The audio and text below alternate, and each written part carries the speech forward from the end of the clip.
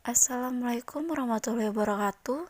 Pada hari ini kelompok 5 berkesempatan mempresentasikan untuk memenuhi tugas kelompok dalam mata kuliah model-model konseling dengan membawakan materi yang berjudul konseling Gestalt.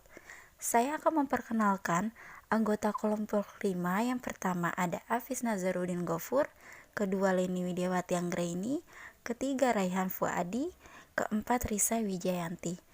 Adapun pembagian penjelasan, yang pertama untuk konsep dasar konseling Gestalt, makna dan tujuan konseling Gestalt akan dijelaskan oleh Risa Wijayanti.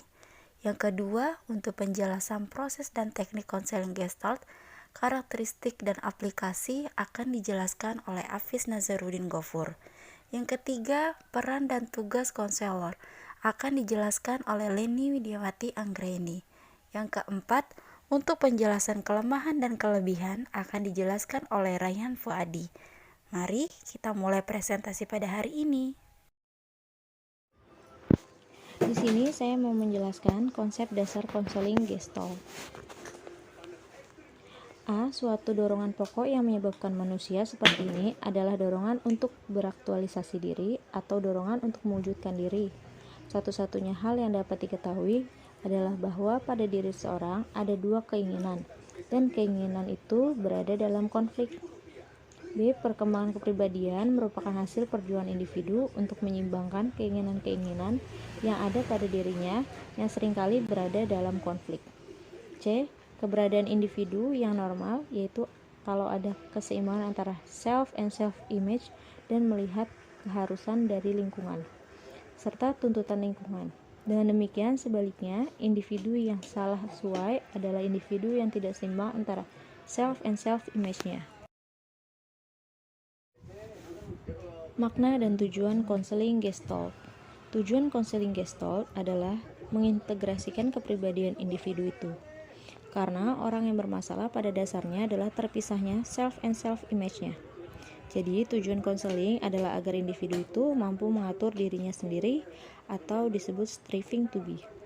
Untuk itu, perlu diperhatikan kekuatan dan kelemahan yang dimiliki, dan kita harus melepaskan diri dari ketergantungan pada orang lain, serta setiap kali haruslah bertanggung jawab. Selanjutnya akan dilanjutkan oleh teman saya. Terima kasih. Proses teknik konseling Gestalt.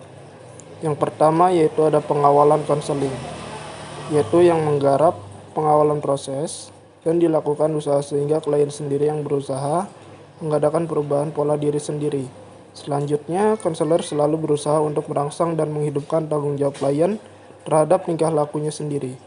Yang kedua ada memfrustasikan klien. Maksudnya adalah menyadarkan klien bahwa ia betul-betul bermasalah.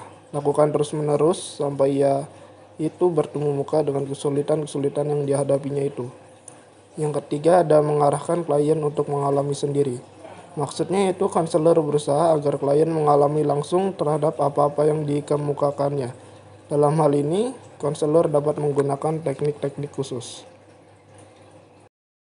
Karakteristik dan aplikasi. Ciri-ciri konseling Gestalt tersebut meliputi: yang pertama, penekanan pada tanggung jawab klien.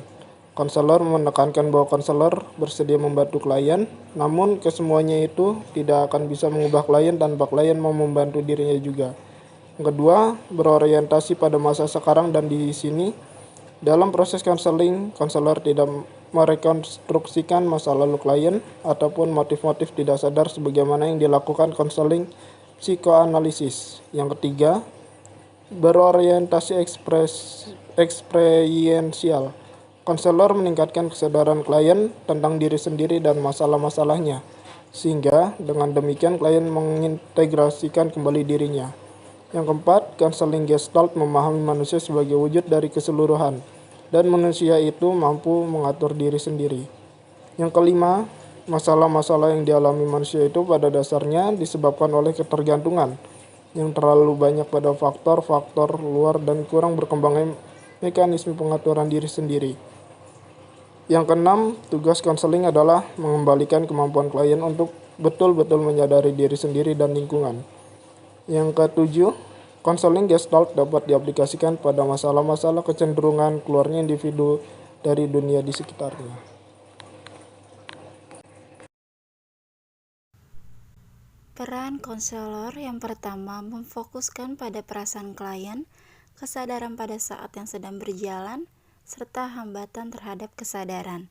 Kedua, tugas terapis adalah menantang klien sehingga mereka mau memanfaatkan indera mereka sepenuhnya dan berhubungan dengan pesan-pesan tubuh mereka.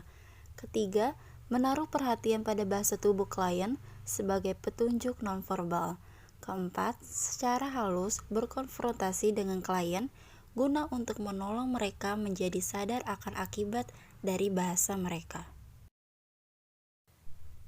Tugas konselor yang pertama, konselor mengembangkan pertemuan konseling agar tercapai situasi yang memungkinkan perubahan-perubahan yang diharapkan pada klien. Kedua, konselor berusaha meyakinkan dan mengkondisikan klien untuk mengikuti prosedur yang telah ditetapkan sesuai dengan kondisi klien. Ketiga, konselor mendorong klien untuk mengatakan perasaan-perasaannya pada saat ini. Keempat, setelah klien memperoleh pemahaman dan penyegaran tentang pikiran, perasaan, dan tingkah lakunya, konselor mengantarkan klien memasuki fase akhir konseling. Kelemahan dan kelebihan pendekatan Gestalt. Menurut ringkasan Gutnanto, pendekatan konseling 2012 dan buku Gerard Corey, Teori dan Praktek Konseling dan Psikoterapi 1995. Kelebihan dan kelemahan pendekatan Gestalt adalah kekurangan. Yang pertama, terapi Gestalt cenderung anti-intelektual, dalam arti kurang memperhitungkan faktor-faktor kognitif. Yang kedua, terapi Gestalt menekankan tanggung jawab atas diri kita sendiri, tetapi mengabaikan tanggung jawab kita kepada orang lain. Ketiga, terdapat bahaya yang nyata bahwa terapis yang menguasai teknik-teknik Gestalt akan menggunakan secara mekanis sehingga terapis sebagai pribadi tetap bersembunyi. Yang keempat, para konselis sering bereaksi negatif terhadap sejumlah teknik Gestalt karena merasa dianggap bodoh. Kelebihan pendekatan Gestalt. Yang pertama, terapi Gestalt menangani masa lampau dengan membawa aspek-aspek masa lampau yang relevan ke saat sekarang. Yang kedua, terapi Gestalt memberikan perhatian-perhatian terhadap pesan-pesan nonverbal dan pesan-pesan tubuh. Yang ketiga, terapi Gestalt menolak mengakui ketidakberdayaan sebagai alasan untuk tidak berubah.